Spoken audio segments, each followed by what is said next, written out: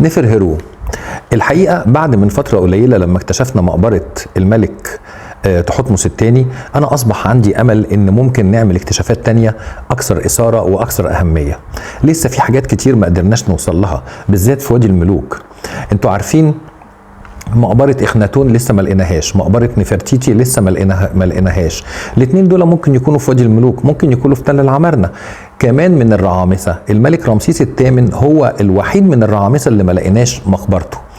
وانا حاسس ان لو لقينا مقبره من الثلاثه دول هيكون اكتشاف عظيم جدا وهتكون مفاجاه رائعه. ليه؟ لان الثلاثه دول بالذات احنا ما لقيناش المومياوات بتاعتهم اللي موجوده في الخبيئه بتاعه الدير البحري ولا في الخبيئه بتاعه امينوفيس الثاني. تبقى فين؟ مش احتمال تكون لسه موجوده جوه المقبره؟ طب لو المومياوات لسه جوه المقبره واحنا ما لقيناش المقبره، مش ده معناه ان ممكن يكون اللصوص من زمان ما عرفوش هم كمان يوصلوا لها؟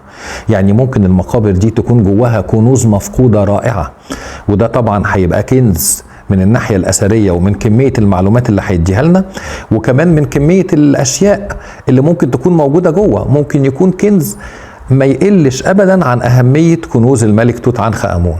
لو مش بس كده، ده ممكن في اسكندرية كمان في يوم من الأيام نلاقي مقبرة الإسكندر الأكبر، وممكن نلاقي مقبرة كليوباترا السبعة أو أي كليوباترا من السبع كليوباترات.